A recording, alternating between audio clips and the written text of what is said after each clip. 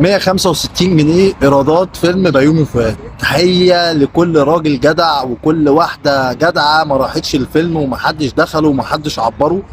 طبعا محدش هيعبرك بعد ما عملت الضجه اللي انت عملتها دي والكلام والحركات اللي انت عملتها في موسم الرياض. احنا جدعان والناس بتوعنا جدعان. لا احنا عندنا الرجاله في مصر والحريم في مصر بتقدر صح، بتفكر صح. انت راجل عملت حوار، لا يا عم اديك خسرت وفيلمك جايب 165 جنيه. خسرت جامد قوي قوي قوي. هو طبعا انا اصلا يعني حتى لو انت ما كانش حصل دوت وفي فيلم البيومي فؤاد البطل عمري ما كنت بخشه يعني.